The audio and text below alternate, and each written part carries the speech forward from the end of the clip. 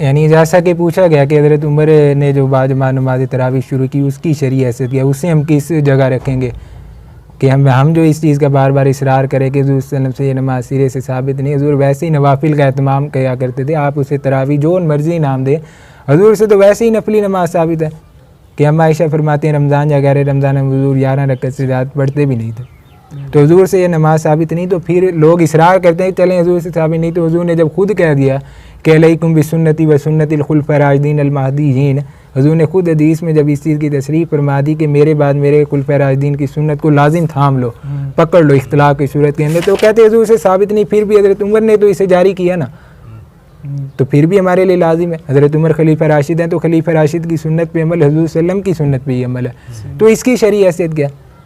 ठीक है, मसला ये है कि लोग जो इन चीज़ों को बयान करते हैं वो उन रिवायतों को खुद खोल के पढ़ते नहीं, जो रिवायत ये आई है सही बुखारी मुस्लिम के सैयदना उमर गश्त के लिए निकलते हैं, ठीक है, वो देखते हैं, वो ये नहीं कि पहली दफ़ा आप इस चीज़ को देख रहे थे, लोग टुकड़ी टुकड़ी में जो है नमाज का एहतमाम करें तरावी का जिसे हम कहते हैं, लोग शुरू से पढ़ रहे थे, आपको अरसा हो गया होगा देखे हुए कि टुकड़ी टुकड़ी में पढ़ रहे हैं, कुरान पढ़ने का शौक़ भी है, नवाफिल के एहतमाम का, हर चीज़ का है, लेकिन यह है कि अलग अलग टुकड़ियों में पढ़ रहे हैं, तो कोई कौन सा कुरान का हिस्सा पढ़ रहा है, कौन सा एक दूसरे के लिए तकलीफ़ और अज़ार का बायस बन रहे हैं,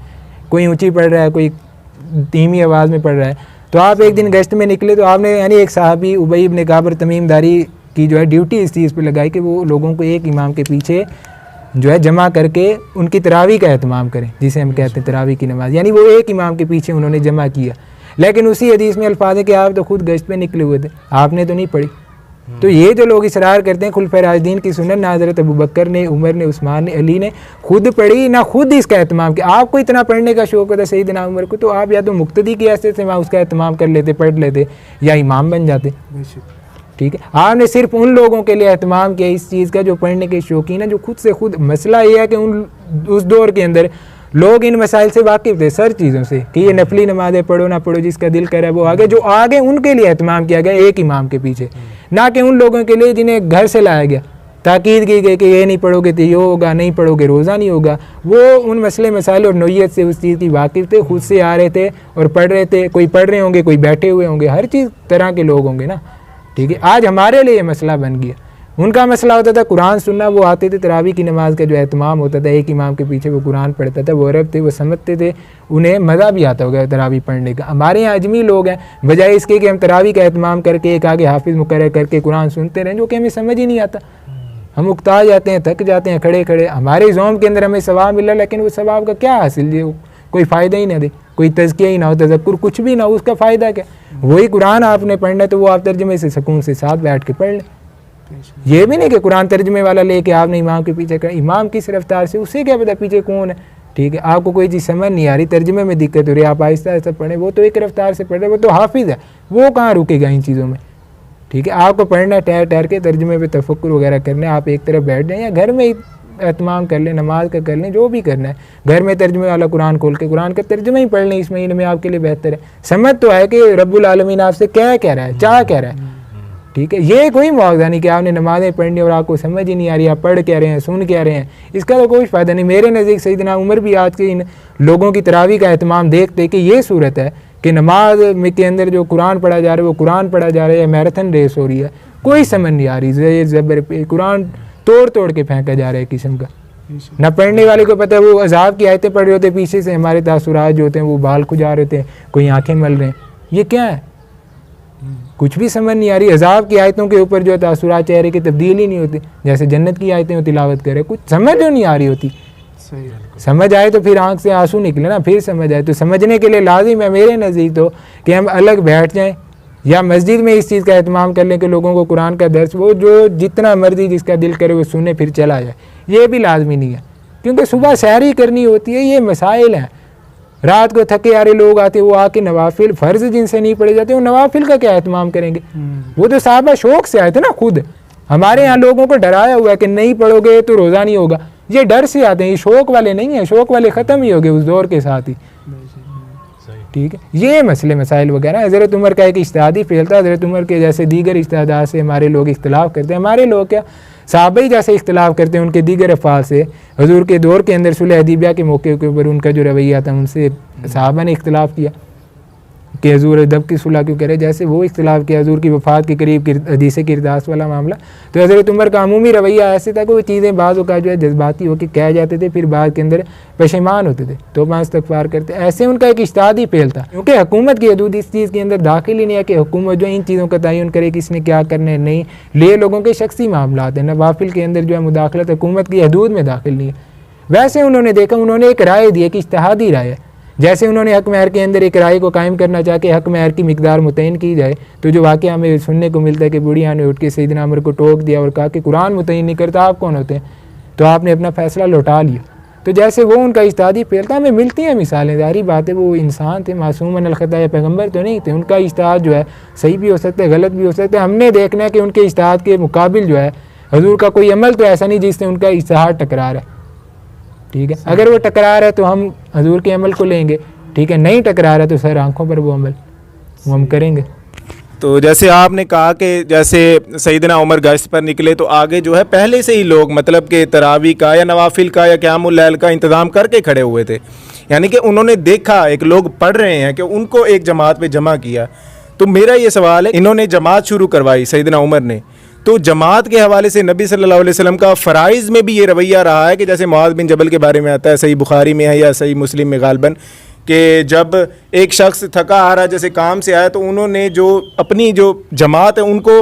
उनमें सूरत बकरा की जो है तिलावत शुरू कर दी। तो वो पीछे जो एक शख्स था मजदूर तबके से ताल्लुक़ रखने वाला था, शायद वो भी सहाबी था, तो उसने जमात तोड़ कर अलहदा अपनी जमात पढ़ी और चला गया। तो उनकी शिकायत की नबी सल्लल्लाहु अलैहि वसल्लम से कि ये शख्स तो मुनाफिक हो गया है। तो उनको नबी सल्लल्लाहु अलैहि वसल्लम ने बुलाया, तो नबी सल्लल्लाहु अलैहि वसल्लम ने उसे जमात के हवाले से सैयदना मुआज़ बिन जबल को ये सख्त ताकीद की कि आपने फ़राइज़ में मुख्तसर क़याम करना है, ताकि पीछे जो लोग मुक्तदी की हैसियत से खड़े हैं उनमें बूढ़े भी हैं, बच्चे भी हैं, यानी कि नबी सल्लल्लाहु अलैहि वसल्लम ने जमात में मुख्तसर क़याम के हवाले से ताकीद किया। मैं ये कहना चाह रहा हूँ कि जो ये नमाज तरावी है, अगर इसकी जमात का भी एहतमाम किया जाए तो इसमें भी नबी सल्लल्लाहु अलैहि वसल्लम की एक तरह से नाफरमानी आती है किसी न किसी ज़ुमरे में। तो इस हवाले से मैं कह रहा हूँ कि आया नमाज तरावी में कुरान मजीद का इख्तिताम करना, एक मुकम्मल तौर पर डेली बेसिस पे एक एक सिपारा पूरा मुकम्मल तौर पर हुफाज पढ़ते हैं,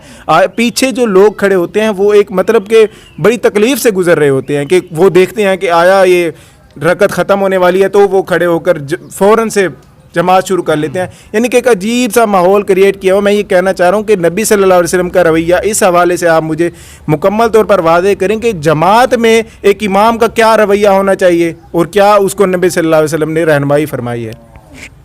नहीं, तो आपने यानी जमात के हवाले से पूछा है। सबसे पहली बात यह है कि जो हमारी फ़र्ज़ नमाज़ें ये तो फिर भी नवाफिल की हम बहस कर रहे हैं, ठीक है, नफली नमाज की इसकी जमात वगैरह की बहस वगैरह करें, तयन करें कि इसकी हैसियत क्या है, नोयत वगैरह क्या है। लेकिन जो हमारी फ़र्ज़ नमाज़ें हैं, हजूर ने हदीस की किताबों में आते हैं फ़र्ज़ नमाज के अंदर भी इमाम को ताकीद किया कि लोगों के लिए हज़ार का बाइस ना बने। कुरान का सिर्फ उतना हिस्सा वो इस चीज़ का ख्याल रखे कि वो जो इमाम है उसके पीछे जो मुक्तदी हैं उनमें बच्चे हैं, बूढ़े हैं, औरतें हैं, माजूर, हर किस्म के लोग शामिल हैं। उन सब का जो है ना नज़र में रख के चीज़ों का जो है ना ख्याल रखे और कुरान का इतना खासा हिस्सा पढ़े कि जो सबके लिए इत्तफाक़ कर जाए। फिर आपने फरमाया कि अगर अकेले कोई शख्स नमाज़ पढ़ते उसके अंदर वो चाहे फिर जो मर्ज़ी करे 10 सिपारे पढ़ ले, हमें क्या हर्ज है। लेकिन जब वो इमाम है तो उसे चाहिए कि सबको देखना चाहिए कि हजूर के बारे में तो इतना आता है, सही बुखारी मुस्लिम में कि बयान किया जाता है कि हज़रत सल्लम जो अक्सर औक़ात इस चीज़ का जो है ना इरादा करते लंबी नमाज़ पढ़ाने का, लेकिन जब आप बच्चे के रोने की आवाज़ सुनते तो इससे यानी मुख्तसर नमाज़ फरमा देते कि कहीं उसकी माँ को तकलीफ़ ना गुजरे। तो हुजूर के बारे में जो हुजूर फ़र्ज़ नमाज में इतने एहतियात करने वाले वैसे थे इमाम के, अब हजूर सल्लम की नमाज क्या होगी, जमात क्या होगी, इमामत क्या होगी, कुरान क्या, उसका तो आलम का अंदाज़ा ही नहीं ना। इसके बावजूद हजूर एहतमाम करें, बाकी लोगों को भी ख्याल में रख के, कोई बच्चा रो रहा है आपने नमाज मुख्तसर कर दी, ठीक है। हमारे यहाँ इन चीज़ों का फ़र्ज़ में जहाँ एहतमाम नहीं किया जाता, तो नवाफिल के अंदर फिर पूरे पूरे सिपारे ख़त्म करना, ये तो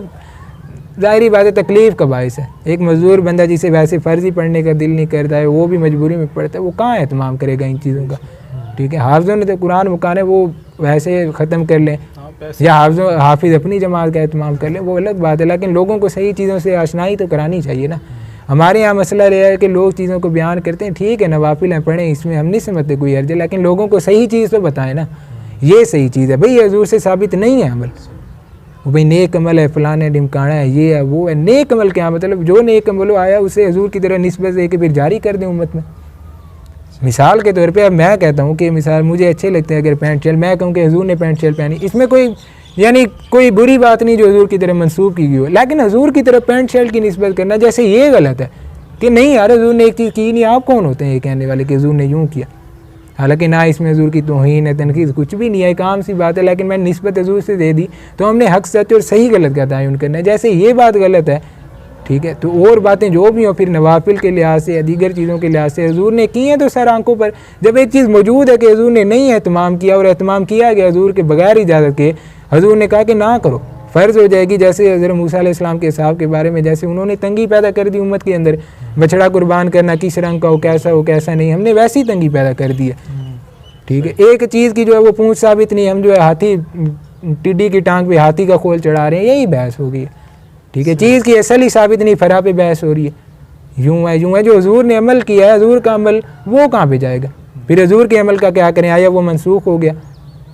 या आया हजूर ने गलत किया, उसका तयन कौन करे। हजूर के अमल का फिर कोई तयन होना चाहिए कि उसकी शरई हैसियत क्या है। तरावी से पहले फिर उसकी शरई हैसियत पे कलाम करना पड़ेगा। आया हजूर के अमल जो है हजूर से साबित है, उसके बाद कोई साहबी उसकी खिलाफ वर्जी करे, फिर यहाँ पे हमें बहस करनी पड़ेगी कि हजूर के अमल के बाद भी साहबी का अमल जो हजूर के अमल के ख़िलाफ़ हो तो उसे भी देखना चाहिए। सीधी सी बात है, हजूर सल्लम आखिरी नबी, हमारे लिए वही वाजिबुल इताअत है। हम कुरान को कुरान भी नहीं मान सकते ताबकते कि हजूर ने दिया, हजूर की ज़ात ही तना माखिद है ना दीन का, हजूर ने जो कुछ कहा वो दीन है। हजूर का हराम क़यामत तक हराम है, हलाल क़यामत तक हलाल है। जो हजूर ने किया सर आंखों पर, जो नहीं किया, ठीक है, हम शाइस्तगी से बात रखेंगे कि आप इख्तिलाफ़ करें, ठीक है, लेकिन दलाइल के साथ जो चीज़ साबित है साबित है, नहीं है वो तरावी है या कुछ और है, ठीक है, नहीं साबित। तो यहाँ पर एक सवाल हम तारिक भाई से भी पूछेंगे कि सैयदना उमर के बारे में जो उनको डिफेंड करते हैं उनके इस फेल को, तो वो ये भी तावील करते हैं कि नबी सल्लल्लाहु अलैहि वसल्लम बहैसियत रसूल उन्होंने जब तरावी 3 दिन तक पढ़ाई, अगरचे पढ़ाई नहीं, जैसा कि इन्होंने कहा कि रिवायत में ऐसा नहीं आता कि नबी सल्लल्लाहु अलैहि वसल्लम को मालूम भी था कि उनके पीछे सहाबा की जमात है, जब उनको पता चला तो उन्होंने बेजारी का इजहार किया इस हवाले से कि ये फ़र्ज़ ना हो जाए। तो वो ये करते हैं कि अहले हदीस एक आलिम थे खलीलुर रहमान, तो उन्होंने मतलब ये तावील बयान की कि सैयदना उमर भी उस मौके पर मौजूद थे जब नबी सल्लल्लाहु अलैहि वसल्लम ने 3 दिन तक आया तरावी इरादतन या गैर इरादी तौर पर पढ़ाई। जब नबी सल्लल्लाहु अलैहि वसल्लम ने मना फरमा दिया तो सैयदना उमर कहते हैं कि 3 दिन तक, जो वो तावील करते हैं कि सैयदना उमर का 3 दिन तक तरावी बाजमान नबी सल्लल्लाहु अलैहि वसल्लम का पढ़ाना, सैयदना उमर का ये फ़ेल हज़रत सल्लम का देखना, वो ये कहते हैं कि ये अल्लाह की पसंदीदगी का इजहार था, 3 दिन तक नबी सल्लल्लाहु अलैहि वसल्लम का पढ़ाना। जब नबी सल्लल्लाहु अलैहि वसल्लम ने फरमाया कि तुम पर फ़र्ज़ ना हो जाए, क्योंकि उस वक्त तो वही का सिलसिला जारी था, तो सैयदना उमर ने चूँकि अपने दौर में ये देखा अब तो वही का सिलसिला मुनक़ते हो चुका है, अब तो फ़र्ज़ हो नहीं सकती, तो लिहाजा उन्होंने ये तावील की कि अब जो अल्लाह ताला को पसंदीदा काम था जमात तरावी की, तो उन्होंने अपने दौर में शुरू करवाई, वो इस चीज़ की ये तावील पेश करते हैं। तो आया ये तावील किसी हद तक ठीक है, या क्योंकि सहाबा कराम के बारे में भी नहीं आता कि उन्होंने किसी किस्म की कोई इनकी राय के ख़िलाफ़ गए हों, सैयदना अली का भी नहीं मिलता। आया सैयदना अली से भी ये चीज़ साबित है। अहले तशय्यो अपने आइमा के बारे में कहते हैं कि हमारी पूरी आले रसूल से ये चीज़ साबित नहीं है, उन्होंने इस चीज़ को कतई तौर पर बिद्दत कहा है। तो इस पर थोड़ी सी रोशनी फरमाएँ और वजाहत करें। बिस्मिल्लाहिर्रहमानिर्रहीम, जज़ाकल्लाह।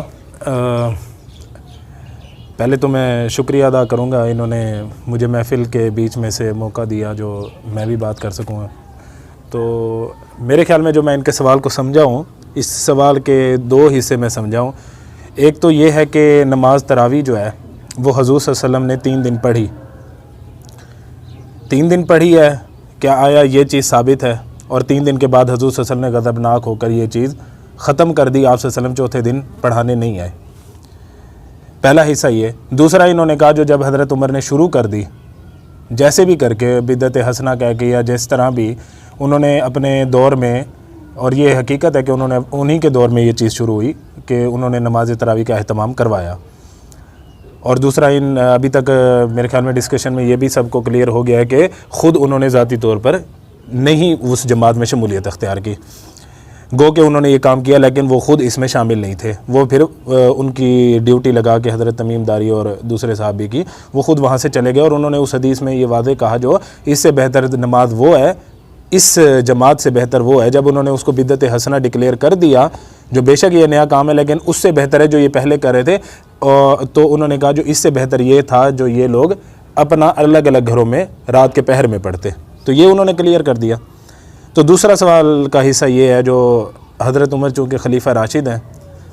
इस पे पूरी मतलब उम्मत मुसलमा की अक्सरियत का इस पे इजमा है, जो हज़ूर सल्लल्लाहु अलैहि वसल्लम की हदीस के मुताबिक जो खलीफा राशिदीन में से वो आते हैं। तो जब खलीफा राशिद ने काम किया तो फिर उसको जब हज़ूर सल्लल्लाहु अलैहि वसल्लम ने कह दिया जो खलीफा राशिदीन की इताअत जो है मेरे बाद तुम पर वाजिब है, उनकी इताअत करनी है हमने। जब भी कभी इख्तलाफ हुआ, हज़ूर ने इख्तलाफ वाज़े कहा है, जो इख्तलाफ जब देखो तो खलीफा राशिदीन में मतलब उसको देखो जो उनका तर्ज़ अमल क्या है। तो चूँकि ये खलीफा राशिद हैं तो ये मसला अब इख्तलाफी बन गया, तो अब हम इस चीज़ को क्या हैसियत दें, इस तरावी की नमाज़ को हैसियत क्या दें, और एंड पे फतवा हम क्या लगाएं, इस नमाज की हैसियत क्या बनती है। तो पहले सवाल के मुताबिक जो हज़ूर सल्लल्लाहु अलैहि वसल्लम ने 3 दिन किया, अव्वल तो यह है कि हज़ूर सल्लल्लाहु अलैहि वसल्लम ने जो नमाज़ पढ़ते थे रात के टाइम, वही नमाज आप सल्लल्लाहु अलैहि वसल्लम ने अपने हुजरे से बाहर आकर शुरू की। रमज़ान का मौका था, हज़ूर सल्लल्लाहु अलैहि वसल्लम वैसे अपने हुजरे में पढ़ते थे, उस दिन आप सल्लल्लाहु अलैहि वसल्लम उस रात को बाहर आके उन्होंने शुरू की। तो एक साहबी आ गए, शौक़ से हज़ूर पढ़ रहे थे, पीछे पढ़ना शुरू कर दिया, इस तरह 2 हो गए, 3 हो गए। दूसरे दिन भी आप सल्लल्लाहु अलैहि वसल्लम ने उसी तरह पढ़ी, तो मज़ीद और लोग आ गए, लोगों को शौक़ होता था। तीसरे दिन भी मतलब तो जब फिर आप सल्लल्लाहु अलैहि वसल्लम को ये बात पता चली, जो पूरा बहुत सारी मस्जिद जो है वो खचाखच लोगों से भरी हुई है और लोग इंतज़ार कर रहे थे अगले दिन जो हज़ूर सल्लल्लाहु अलैहि वसल्लम आके तरावी की, क्योंकि वो चर्चा हो गया पूरे मदीने के अंदर जो हज़ूर सल्लल्लाहु अलैहि वसल्लम तो इस तरह नमाज़ पढ़ रहे हैं और लोग पीछे आके पढ़ना शुरू कर दिया, तो लोग शौक़ से मज़ीद आ गए। तो हज़ूर सल्लल्लाहु अलैहि वसल्लम उस रात को नहीं आए, और फिर आप सल्लल्लाहु अलैहि वसल्लम जब सुबह के टाइम आए, ये नहीं कि हज़ूर सल्लल्लाहु अलैहि वसल्लम सोए हुए थे, आप सल्लल्लाहु अलैहि वसल्लम को पता नहीं था जो मस्जिद में इतने लोग मुक्तदी मौजूद हैं। तो हज़ूर सल्लल्लाहु अलैहि वसल्लम सुबह की नमाज के लिए जब बाहर आए तो हज़ूर सल्लल्लाहु अलैहि वसल्लम गुस्से की हालत में आए, गज़बनाक होकर आए। रिवायत में यही है जो आप सल्लल्लाहु अलैहि वसल्लम गज़बनाक थे, और आप सल्लल्लाहु अलैहि वसल्लम ने कहा जो मुझे पता था जो तुम लोग मौजूद हो और नमाज तरावी के लिए मेरा इंतज़ार कर रहे हो। तो आप सल्लल्लाहु अलैहि वसल्लम ने जो खदशा ज़ाहिर किया, मेरे ख्याल में इसमें जनाब कोई भी दो राय नहीं है, जो जिस चीज़ का हज़ूर सल्लल्लाहु अलैहि वसल्लम को खदशा था वो हमने मतलब उसकी बिल्कुल परवाह नहीं की और उम्मत के ऊपर मुसल्लत किया। आप सल्लल्लाहु अलैहि वसल्लम ने कहा जो मैं इसलिए नहीं आया जो कहीं उम्मत के ऊपर ये फ़र्ज़ ना हो जाए। ठीक हो गया, अच्छा ये मसला क्लियर हो गया यहाँ तक। जो हज़ूर सल्लल्लाहु अलैहि वसल्लम ने इस वजह से ये चीज़ का एहतमाम आगे नहीं किया, मज़ीद 3 दिन जो पढ़ाई वो भी आप सल्लल्लाहु अलैहि वसल्लम ने खुद ऑर्डर नहीं किया था, लोग शौक़ से आके पढ़ते थे। अच्छा, अब रही दूसरी बात जो हज़रत उमर की बात को हम क्या कहें, खुलफा राशिदीन वाली उस हदीस का हम क्या करें। उसमें देखें, ये हम सब मानते हैं कि दीन के मामले में इताअत सिर्फ़ और सिर्फ नबी की है। खुलफा राशिदीन का स्टेटस क्या है वो भी हम बात करते हैं, लेकिन जिस ज़ात को फॉलो करने का अल्लाह ताला ने हुक्म दिया है कुरान के अंदर, अतीउल्लाह व अतीउर रसूल, या लक़द कान लकुम फ़ी रसूलिल्लाहि उस्वतुन, तो हज़ूर सल्लल्लाहु अलैहि वसल्लम की ज़ात जो है वो बेंच मार्क है, उसके मुताबिक परखा जाएगा और उसके मुताबिक देखा जाएगा किसी भी फ़ेल को। अच्छा, तो हज़ूर सल्लल्लाहु अलैहि वसल्लम की ज़ात को हमने देखना। दूसरी तरफ हज़ूर ने ये भी कह दिया जो खुलफा राशिदीन की इताअत जब कभी इख्तलाफ हो तो तुम लोगों ने मेरी सुन्नत और खुलफा राशिदीन की सुन्नत को देखना है और उसको मजबूती से पकड़ना है। ये हदीस सबको पता है। तो अब ये भी हमें पता है जो खुलफा राशिदीन भी बहरहाल इंसान ही थे, ख़ता का इम्कान तो उनसे भी है, इसमें तो नहीं है जो वो नबी हो गए माज़अल्लाह। हज़ूर सल्लल्लाहु अलैहि वसल्लम ने कहा जो इनकी भी इताअत करना तो जैसे भी वो करते रहे हम उनको फॉलो करेंगे, ऐसा भी नहीं है। इसमें मतलब बहुत सारे फतावा मौजूद हैं जिसमें हज़रत उमर ने खुद ज़ाती तौर पर रुजू किया फतवा देने के बाद, ठीक है। हालांकि वो खुलफा राशिदीन में से थे, उन्होंने तो इस हदीस का मतलब ये नहीं समझा जो यार मैं खलीफा राशिद हूँ तो मैंने जो ऑर्डर दे दिया तो हजूर ने कह दिया था तो फॉलो करो, बात ख़त्म करो, ठीक है। लेकिन उनका रुजू करना इस बात का सबूत है जो वो बहरहाल पैगम्बर के स्टेटस पे नहीं थे, वो सहाबी थे और इंसान थे, बशर थे। उनसे गलती अगर हुई तो उन्होंने काफ़ी मौक़ों पे रुजू किया, कुछ चीज़ों में उम्मत ने इख्तलाफ किया। तो अब तरावी की स्पेसिफ़िक बात करते हैं। जब हम ये कहते हैं जो खुलफा राशिदीन की इताअत वाजिब है, हमारे नबी ने कह दिया, तो ज़फ़र भाई जैसे बात है ना जो हज़रत उमर ने शुरू किया, अब हम इस मसले को मज़ीद आगे देखते हैं। जो हज़रत उमर ने शुरू किया तो फिर हमें क्या करना चाहिए, ठीक है। और हमें तौहीन भी नहीं करनी चाहिए क्योंकि वो ज़ाहिर है बहुत बड़ी हस्ती हैं, उनका बहुत बड़ा मकाम है हमारी नज़रों में, उम्मत की नज़रों में। हज़ूर सल्लल्लाहु अलैहि वसल्लम के यहाँ उनके बारे में फ़जीलत की हदीस मिलती हैं, तो हम उस चीज़ को भी इंशाल्लाह मद्देनज़र रखेंगे और इस फतवे की भी, इस जो उन्होंने काम था, उनका ये इक़दाम था, उसकी भी हैसियत को वादे कर देंगे इंशाल्लाह। अच्छा, हज़रत उमर रज़ी अल्लाह ताला अन्हु ने ये काम किया, खुलफा राशिदीन में से भी हैं। लेकिन आप ये देखें किसी भी मामले में ये आपने मतलब इस चीज़ को कभी भी नहीं छोड़ना, जो जब भी कोई हजूर सल्लल्लाहु अलैहि वसल्लम के बाद मसला उठा, ख़ास कर उस 30 साला दौर में जिसको हजूर ने कहा था जो नबूवत की तर्ज की हुकूमत होगी, मेरे बाद जो 30 साल तक हुकूमत होगी वो मेरे तरीके पर होगी, और उन्हीं की इताअत का आप सल्लल्लाहु अलैहि वसल्लम ने हुक्म दिया। ठीक है, खिलाफत अला मिनहाज नबुव्वह, बिल्कुल ये हदीस मतलब उसकी हम शरह कर रहे हैं। अब जब हज़रत उमर ने ये शुरू किया, आप देखें किसी भी खुलफा राशिदीन में से किसी के दौर में कोई मसला उठता है और वो इक़दाम उन पे किया जाता है। कोई भी मसला उठा, जैसे मुर्तदीन का मसला उठा, मुनकरीन ज़कात का उठा, बागियों का मसला उठा, ठीक है, और कुफ़ार के साथ जंगो जदल होती रही, और क्या कहते हैं उशर और ये ज़मीनों का मसला उठा, जो अराज़ी जो आती थी हज़रत उमर के दौर में, गैर मुस्लिम को इलाके जब हाथ में, तो उन ज़मीनों का मसला उठा। ठीक है, हज़रत उस्मान के दौर में वो जो आ गए थे, बलवाई आ गए थे। तो आप देखें किसी भी तरह का मसला उठता है तो उसमें आपने, जब हजूर ने कह दिया ना खुलफा राशिदीन की इताअत करनी है, तो आपने कुल्ली तौर पर पाँचों का मौक़िफ़ देखना है, आपने एक का मौक़िफ़ नहीं देखना कभी भी। यानी अगर हज़रत अबू बकर के दौर में एक मसला उठा और उन्होंने कोई इक़दाम किया, अगर बाकी आने वाले खुलफा राशिदीन भी उसको जारी रखते हैं, उसके अंदर इख्तलाफ नहीं करते, तो वो तो हो गया 100% एक्यूरेट, वो तो दीन बन गया, वो तो एज़ इट इज़ अमल आपने करना ही करना है। ठीक हो गया। हज़रत अबू बकर ने कोई काम किया, उसके बाद अगर हज़रत उमर ने कोई काम किया, तो हम देखेंगे जो आने वाले खुलफा ने कहीं उससे इख्तलाफ तो नहीं किया, या उन्होंने इस चीज़ को छोड़ तो नहीं दिया। मिसाल मैं आपको दे देता हूँ, जैसे हज़रत उस्मान के दौर में हज तमत्तो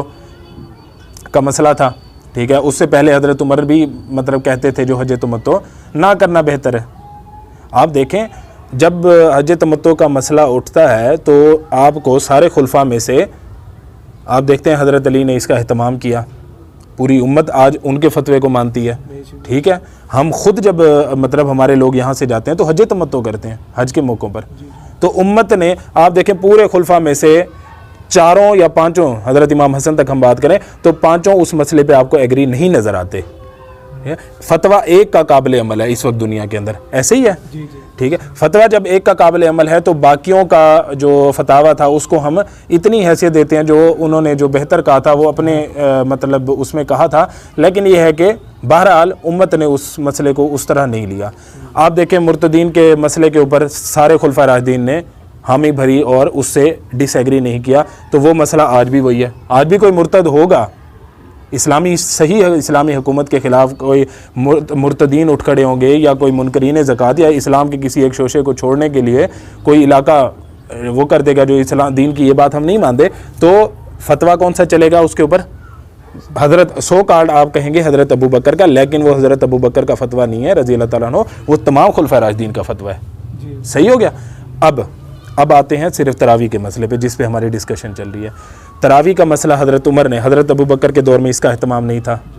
हजूर सल्लल्लाहु अलैहि वसल्लम ने अहतमाम नहीं किया, हजूर सल्लल्लाहु अलैहि वसल्लम ने गज़बनाक होकर मना कर दिया। ठीक है, और हजूर सल्लल्लाहु अलैहि वसल्लम के बारे में ये भी आता है आप सल्लल्लाहु अलैहि वसल्लम कुरान पाक पढ़ते थे, विर्द करते थे, उसका दौरा होता था। ठीक हो गया।